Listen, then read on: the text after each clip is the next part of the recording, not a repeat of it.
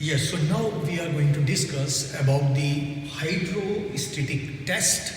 There is another name also for this test, that is Redgers test. So you have to be familiar with both the names because it is an important short note in the topic of the infanticide.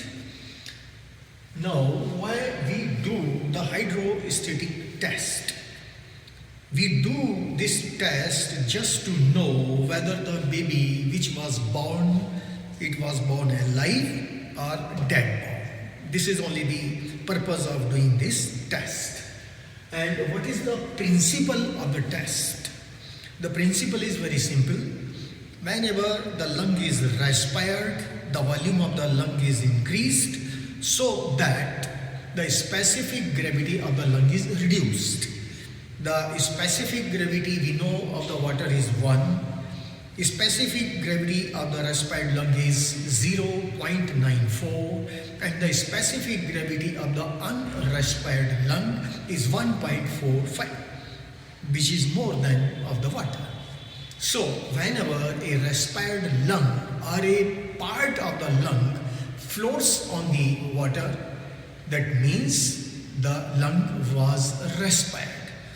And if it sinks, or all the pieces of the lungs, they sinks in the bottom of the water, that means the lung is unrespired. So this is a very simple principle on which the test is depending.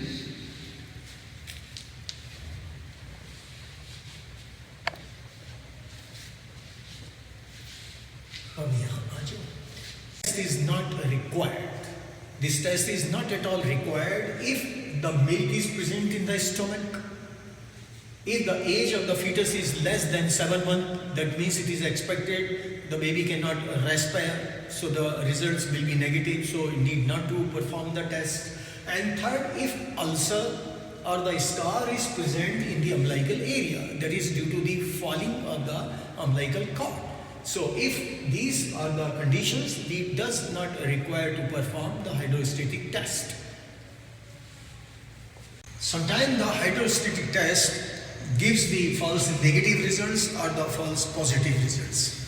False negative results we may observe if there is pneumonia or there is a atelectasis. False positive results may be observed if the body is decomposed and the body is in the form of the mummification or in the form of the maceration. So, when the body is mummified or macerated, we should not also perform this test because it is expected the body will give the false positive results. Artificial respiration. If there is a history of artificial respiration, we should not conduct the test. It will give the false positive results. Now, I am going to show you how the hydrostatic test is performed. First of all, you have to collect both the lungs and the trachea as a single specimen from the dead body of an infant.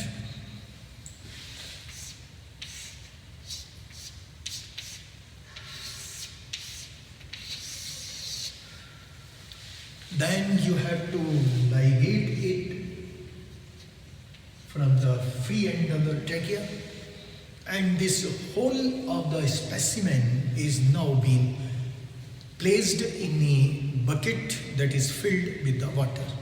The most ideal size for the bucket in this test is 1 feet in height and 8 to 10 inch in diameter. That is the most ideal bucket.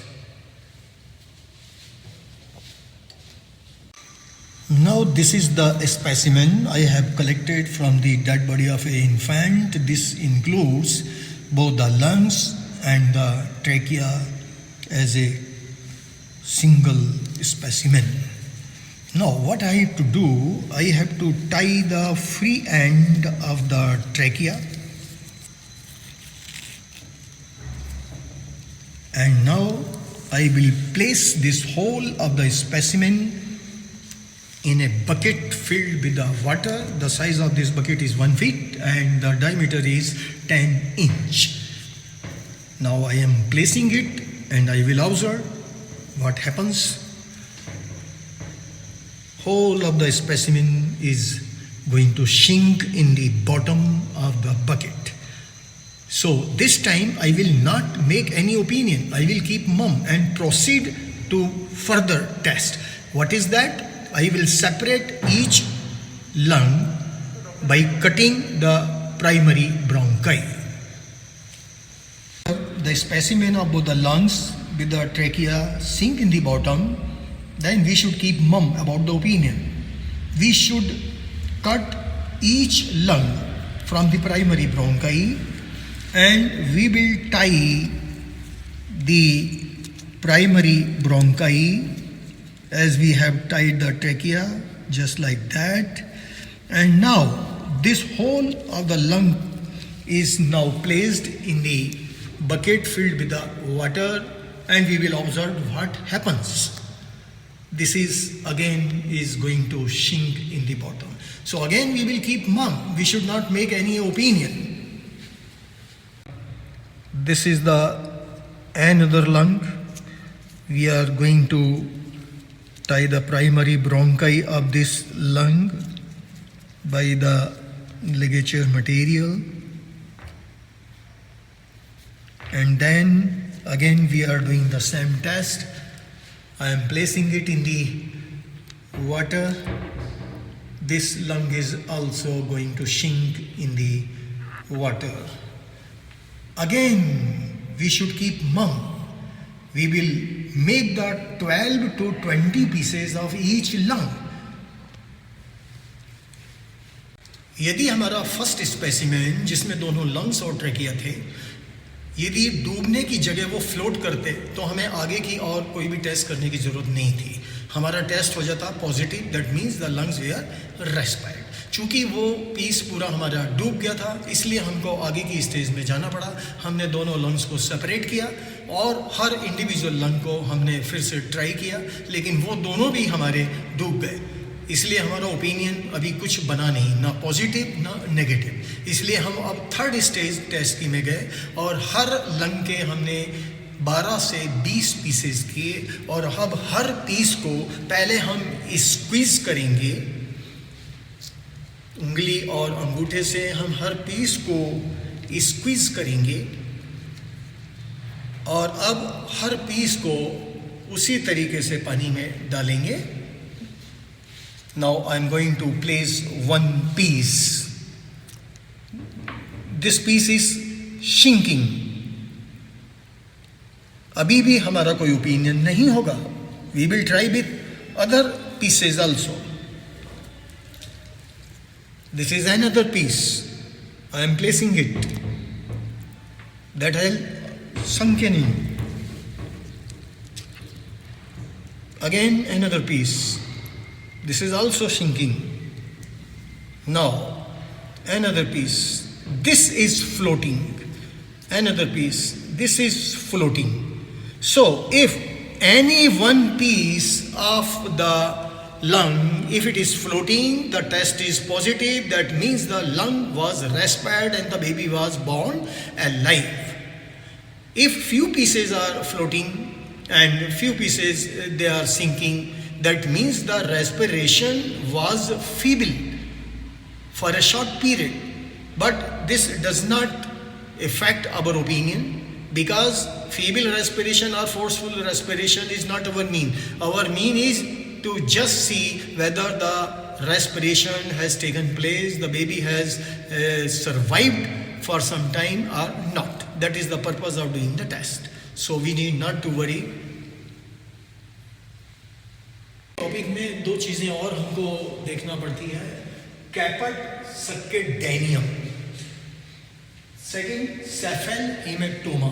इन दोनों को पढ़ने की ज़रूरत इसलिए पड़ती है क्योंकि इन दोनों ही कंडीशन में सर के ऊपर जो है स्वेलिंग पैदा हो जाती है और कभी कभी गलत इंटरप्रिटेशन लोग लगा लेते हैं और फॉल्स चार्ज जो है इन्फेंटिसाइड का कई बार बन जाता है. इसलिए हमको इनके बारे में डिटेल में मालूम होना ज़रूरी है कि ये दोनों चीज़ें एक्चुअली होती क्या है. और इनको समझने के पहले मैं चाहूँगा कि आप जो है इस स्कैल्प का स्ट्रक्चर कैसा होता है उसको पहले अपने रिवाइज करें. लेक्चर को आपने एनाटॉमी में पढ़ा होगा, उसी चीज़ का मैं रिवीजन कर रहा हूँ। सबसे ऊपर होती है स्किन, स्किन के जस्ट नीचे होता है कनेक्टिव टिश्यू, कनेक्टिव टिश्यू के बाद में होता है एपोन्यूरोसिस, एपोन्यूरोसिस के जस्ट नीचे होता है लूज एरियोलर टिश्यू, और फिर होती है पेरिओस्टियम, और उसके बाद होती है स्कल। इस डायग्राम में मैंने पेरिओस्टियम और स्कल इन दोनों के बीच में थोड़ा सा गैप रखा है, क्योंकि आपको आगे जो मेरे को दिखाना है वो दिखाने के लिए थोड़ी सी मैंने गुंजाइश रखी है, लेकिन एक्चुअली ये दोनों एक दूसरे से एडहेरेंट होते हैं, इनके बीच में गैप नॉर्मली नहीं होता है। और कैपट सक्सीडिनम के अंदर स्किन के जस्ट नीचे यानी कनेक्टिव टिश्यू में फ्लूइड कलेक्ट होता है। कभी कभी इसके अंदर ब्लड मिक्स्ड हो सकता है, otherwise it is a serous fluid. यानी यदि स्किन के जस्ट नीचे कनेक्टिव टिश्यू में सीरस फ्लूइड कलेक्ट हो जाए और उसके कारण सर के रीजन में स्वेलिंग आ जाए तो वो कैपट सक्केडेनियम कहलाती है। सेफेल हेमेटोमा में ये जगह नहीं होती। सेफेल हेमेटोमा में ब्लड कलेक्ट होता है, और ये ब्लड कलेक्ट होता है पेरिओस्टियम के जस्ट नीचे, यानी in between the periosteum and skull bone there is a collection of the blood. तो ये हुए हमारे डेफिनेशन कि एक्चुअली कैपट सक्सेडेनियम में क्या होता है और हमारे सेफेल हेमेटोमा के अंदर कहाँ क्या होता है। अब थोड़ा सा डिटेल में मैं जाऊंगा कैपट सक्सेडेनियम और हेमेटोमा में। कैपट सक्सेडेनियम, it is a physiological swelling seen in the vertex presentation only. It is not observed in the breech presentation or transverse lie presentation. The swelling is seen in both parietal or both occipital or in both parietal and occipital region. This is the location of the swelling. Swelling appears soon after the birth. It contains the serum between the skin and aponeurosis, that means in the connective tissue of the scalp. The swelling is painless, that is why it does not require any treatment. Swelling disappears naturally in about a week time. So this is about the caput succedaneum. Cephal hematoma. In contrary to the caput succedaneum, that was a physiological swelling, cephal hematoma is a pathological swelling, and it occurs only by the injury to the periosteum during the time of delivery. If some forceps are used or some instrumentation is done and that has resulted into the injury to the periosteum, then there is collection of the blood between the periosteum and the skull.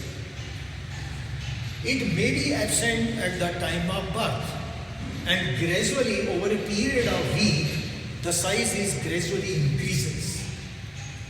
The swelling takes a longer time to disappear in comparison to the caput succedaneum. This takes the time of about 6 to 8 weeks to disappear. Minded 6 to 8 weeks, 1.5 से 2 महीने में ये disappear होगी.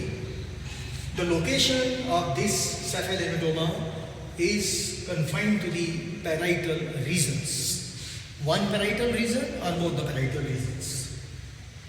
The swelling may be associated with the fissure type of the fracture in the parietal bone, and that is traveling towards the sagittal suture. This may sometimes be noticed.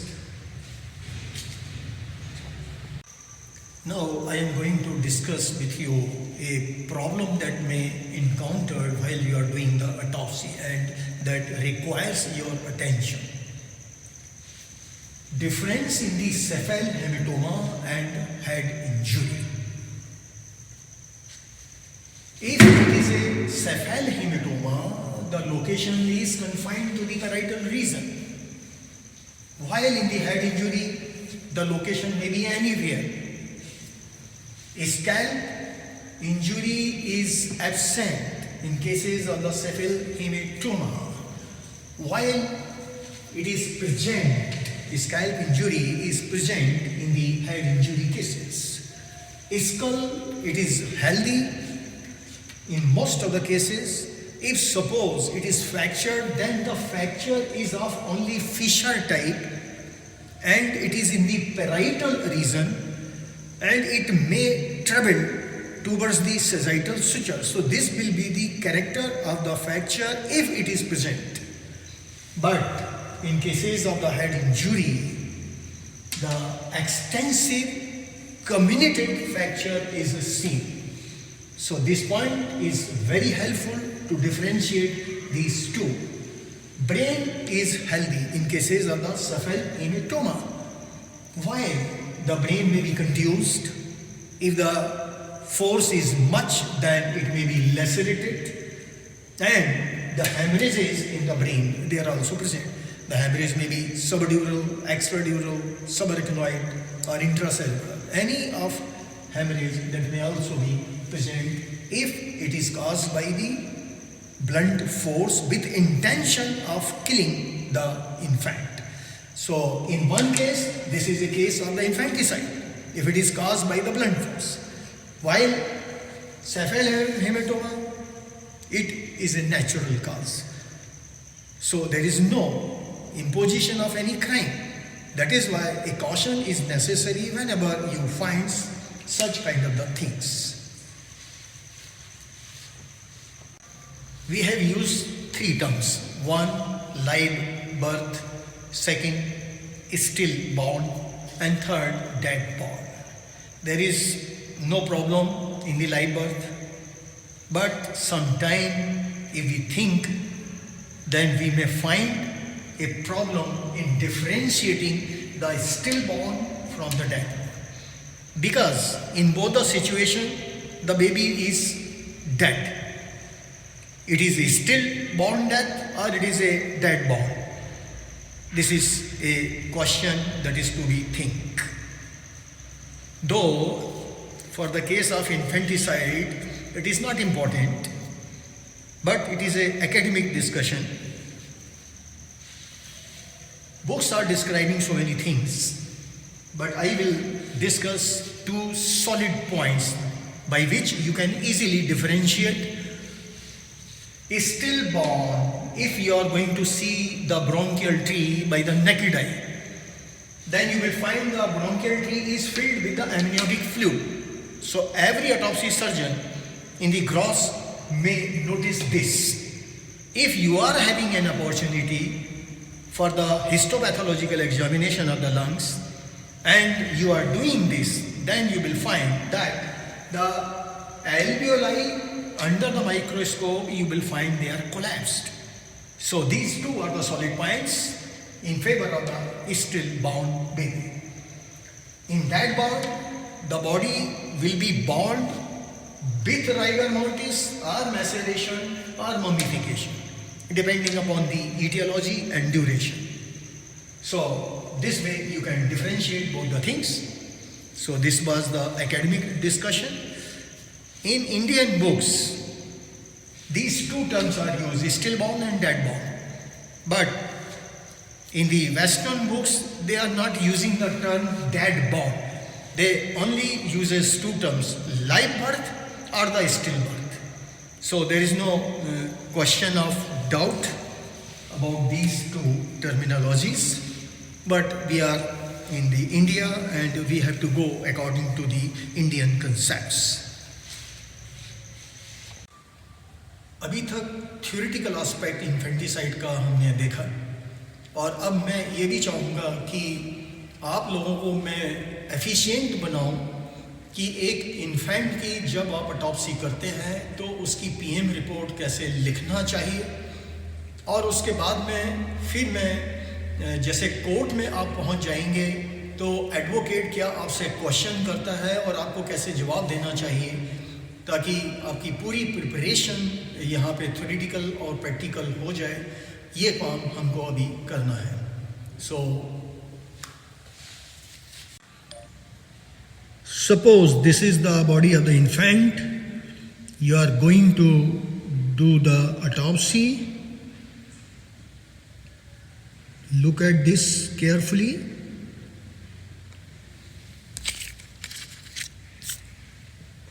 Now you have to see the position of the fist and the condition of the nails. Suppose such a body was seen by you, how you have to prepare the report, this will be seen. So now you are going to prepare the autopsy report of that infant. You have to write down first of all the post-mortem number, then name. This is an unknown baby, so unknown. Age, newly born of about 7 to 10 days. I will make you clear how I have assessed the 7 to 10 days, so need not to worry at this time. Now the sex, it is female, it is very well visible in the photograph. Referred by, the baby was referred by which police station? You have to write down the name of police station and district of that police station. Who brought the dead body with the autopsy form? Brought by name of the police constable, number of the police constable, name of the police station and the district of that police station. On which date you have obtained the body and the form? So you have to mention this. Then the date and time of autopsy. You have to mention this in your report. Now we are describing the external examination findings that we have seen in the photograph. Naked dead body of a female infant, both lower limbs and left upper limb slightly flexed. Length of the baby is 45 centimeter. Both eyes are closed. Nails, they are deeply bluish, thick, and they are up to the tip of finger. Scalp hairs 1.9 centimeter long. Fist semi-closed. Partly healed ulcer present in the umbilical area, and when you are pressing the surrounding skin of this ulcer, there is no any discharge from the ulcer. That means the ulcer is healthy. There is no any inflammatory reaction or the pus formation. A brown cloth cotton piece of size 23 by 19 centimeter present in the oral cavity. It is extending up to the pharynx.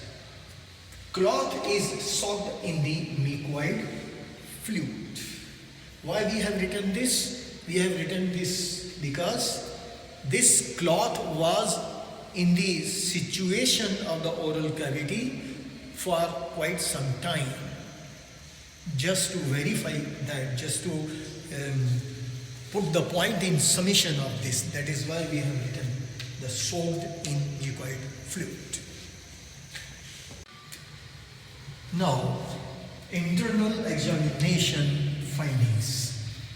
Scalp and skull healthy. Brain, it was congested. Small vessels, they were dilated. Pleura shiny. Lungs, both lungs congested. Petechial hemorrhages present on the surface. Heart healthy, full of blood, and the blood is dark and fluid in nature. Why we are going to writing this, the dark and fluid? Because it is a feature of the asphyxial death. In all asphyxial death, the color of the blood becomes dark and it remains fluid, it do not clots. So this is the characteristic finding in the blood. That is why we are emphatically mentioning it. In cases of infanticide, you must write down the condition of the valves. Here in the case, the valves were healthy. Because in the court, they may ask how were the valves, because we know there are some congenital heart disease, and in the congenital heart disease, some disease of the valve, they are of cyanotic disease. So he may ask you that the valves bear disease, that is why the cyanosis was there in the nails and corresponding findings in the blood and other organs were seen. So this may become questionable, your opinion may become questionable. That is why it is very important to write down the condition of the valve. Here the valves were healthy, that is why we have mentioned the valves healthy. Great vessels, normal in position, and they were healthy. Because in the infants there may be congenital transposition of the great vessels. So we have to write down what was the condition of the great vessels. Diaphragm healthy. Stomach was containing about 30 ml Cardi fluid. Then the small and large intestine, they were containing the brownish fluid. Liver, spleen, kidney, all were congested. Urinary bladder, this was empty and healthy. External and internal genitalia, they were found healthy.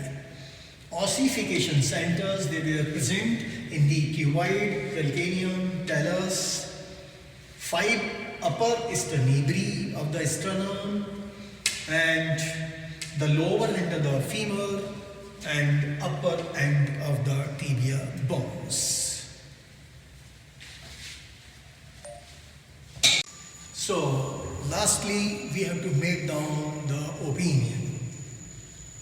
Our opinion in the case is dead body of a newly live born female infant having survival of about 7 to 10 days from birth. Cause of death is asphyxia as a result of gagging. Death is homicidal in nature. Duration of death is within 24 hours since post-mortem examination. And lastly, you have to make your signature, and thereafter you have to write down your full name and your place of posting and date. So this is now the complete PM report we have made down.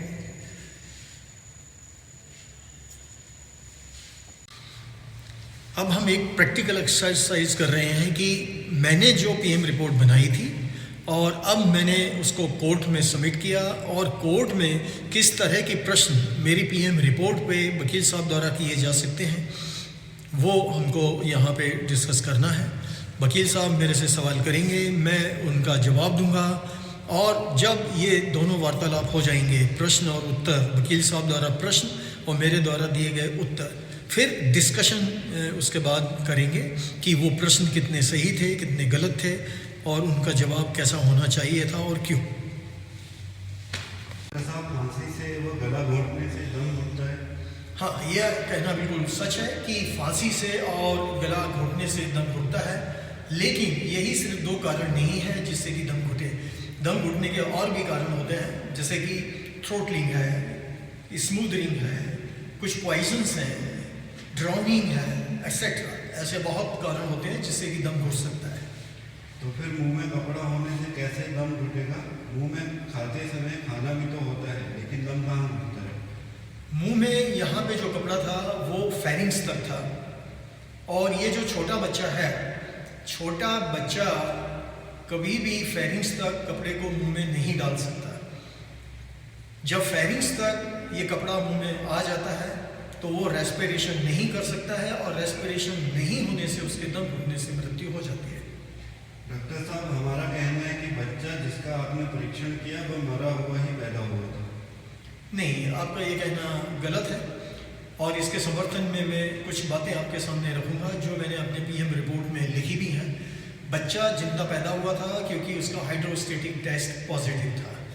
Number 2, उसकी umbilical reason में ulcer था, इसका मतलब उसकी नाड़ी थी, और वो नाड़ी सूखी, और सूखने के बाद गिरी, और गिरने के बाद में वहाँ पे अल्सर भी बना।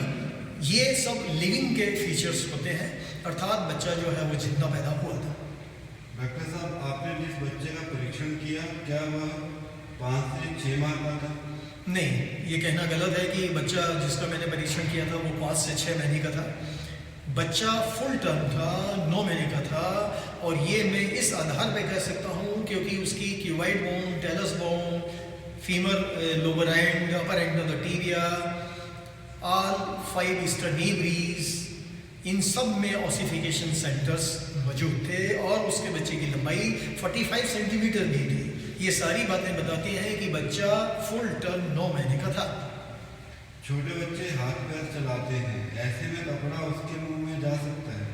नहीं, इस आयु के बच्चों के अंदर गले तक कपड़ा नहीं जा सकता क्योंकि एक्सट्रूजन रिफ्लेक्स ये इन बच्चों में रहता है। ये एक कुदरत के द्वारा दी गई उनको एक सेफ्टी मेजर है। एक्सट्रूजन रिफ्लेक्स होने के कारण जैसे ही सेमी सॉलिड कोई भी वस्तु या सॉलिड वस्तु या कोई फॉरेन मटेरियल, जैसे कि यहाँ आपने बोला कि कपड़ा था, अगर ये चीज़ें उसके मुंह के अंदर जाती तो इस रिफ्लेक्स के कारण उसकी जीभ बाहर की तरफ आती और वो उसको बाहर की तरफ गिरा देता, अर्थात उसके मुंह के अंदर फेरिंग्स तक ये कपड़ा जा ही नहीं सकता था। डॉक्टर साहब, हमारा कहना है बच्ची आपके परीक्षण से 2 दिन पूर्व पैदा हुई थी। नहीं, ये कहना गलत है कि बच्ची जो है मात्र 2 दिन पहले ही पैदा हुई थी। और इस बात के समर्थन में मैं ये कहना चाहूँगा कि उसकी अम्लाइकल रीजन में छाला था, अल्सर था, और ये अल्सर तभी बनता है जब अम्लाइकल कार्ड सूख जाए और सूखने में 7 दिन के करीब का समय लगता है। और यहाँ तो हमारे इस केस में वो अल्सर पार्टली हील्ड भी था, यानी 7 दिन पूरे हो गए थे, उसके कुछ दिन और का भी समय गुजर गया था। इसलिए मैंने अपने ओपिनियन में 7 से 10 दिन का जो ड्यूरेशन लिखा है कि 7 से 10 दिन पूर्व उसका जन्म हुआ था, यही मेरा एक लिखने का कारण था। देखिए, यहाँ तक हमने थ्योरेटिकली इन्फेंटिसाइड को पढ़ा, उसके बाद में एक पोस्टमार्टम भी हमने इन्फेंटिसाइड का किया, फिर उसके बाद में मैं कोर्ट में अपीयर हुआ और वकील साहब ने मेरे से सवाल भी किए। एक्चुअली इन्फेंटिसाइड के बारे में अगर हम सोचें, मान लीजिए आप जज हैं और इन्फेंटिसाइड का केस आपके सामने आता है, तो सज़ा देने के लिए क्या चीज़ें आवश्यक हैं? पहला तो ये होना चाहिए कि infant must have attended the age of viability. यदि एज ऑफ वाइबिलिटी से कम का वो है और भले ही उसकी हत्या कर दी जाए तो वो इन्फेंटिसाइड का चार्ज ही नहीं लगेगा, क्योंकि इन्फेंटिसाइड की डेफिनेशन ही है कि after the age of viability ख़त्म होना चाहिए। इसलिए ये चीज़ कोर्ट के अंदर जस्टिफाई होना ज़रूरी है कि उसने एज ऑफ वाइबिलिटी अटेंड कर ली थी या नहीं। दूसरी चीज़, cause of death must be homicidal only and nothing else. तीसरी चीज़, the medical evidence must be corroborative with the circumstantial evidence. ये 3 बात जहाँ सिद्ध हो जाती हैं कोर्ट में तो वहाँ चार्ज अपने आप में ही प्रूव हो जाता है। अब हम जरा रिव्यू करें, जो वकील साहब ने हमसे सवाल किए थे वो सभी 6 प्रश्न बहुत समझदारी से उन्होंने पूछे। सारे के सवाल पूछने के पीछे उनका उद्देश्य यही था कि ये जो बातें रहती हैं जो कोर्ट में इन्फेंटिसाइड को जस्टिफाई करने के लिए ज़रूरी हैं, वो कहीं से ब्रीच हो जाए, टूट जाए, या उसमें कोई दूसरी संभावना आके जुड़ जाए ताकि ओपिनियन वीक हो जाए। जैसे उन्होंने पहले प्रश्न में उन्होंने पूछा कि दम फांसी से या गला घुटने से होता है।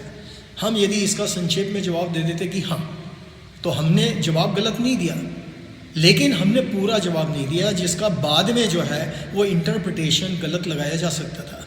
जब हम बयान दे के चले जाते तो बाद में आर्ग्यूमेंट के समय वो ये बात को कह सकते थे कि देखिए साहब, डॉक्टर साहब का कहना है कि दम घुटने के कारण 2 ही होते हैं, फांसी या गला घोटना। मुंह में कपड़े होने से तो दम घुटता नहीं है, तो बाद में तो हम वहाँ मौजूद रहते नहीं हैं। इस बात का इंटरप्रिटेशन गलत ना जाए, इसलिए हमें पूरा डिटेल में जवाब देना चाहिए। और एक बात मैं और आपके सामने यहाँ पे बताऊँ कि यदि वकील साहब का मतलब सिद्ध नहीं होता है, वो हाँ या ना में ही जवाब चाहते थे कि गला घोटने से या फांसी से दम घुटता है, आप सिर्फ हाँ या ना में जवाब दीजिए। तो ऐसे प्रश्नों का सिर्फ हाँ या ना में जवाब देना हमारे लिए ज़रूरी नहीं। वहाँ हम रजिस्टर कर सकते हैं और बोल सकते हैं कि आपका जो प्रश्न है उसका जवाब यही होगा जो मैं दे रहा हूँ। शॉर्ट में हर बात का जवाब साइंटिफिकली नहीं दिया जा सकता।